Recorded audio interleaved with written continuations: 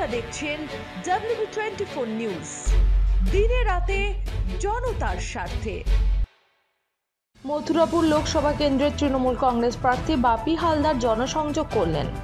আজ অর্থাৎ রবিবার সকাল 4টে কৌতলা অঞ্চলের মন্দিরে পুজো দিয়ে জনসংযোগ যাত্রা শুরু করলেন মথুরাপুর লোকসভা কেন্দ্রের সর্বভারতীয় তৃণমূল কংগ্রেস প্রার্থী বাপি হালদার মহাশয়। তারপর তিনি কাশীনগর হরিবাসরতলা চক্ষু পরীক্ষা শিবিরে উপস্থিত ছিলেন এবং কর্মীদের জল, বাতাসা, ছোলা বিতরণ করলেন। তারপর তিনি কাশীনগর অঞ্চলের পথসভা করবেন বলে জানিয়েছেন।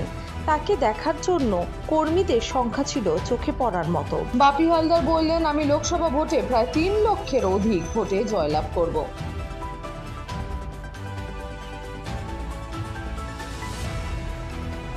কাশীনগর থেকে তপন কুমার দাসের রিপোর্ট, WB24 নিউজ।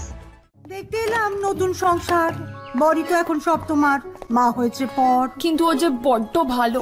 কিসে ভালো হলো? আসুন মা, খেতে বসুন, লাঞ্চ আপনার রেডি।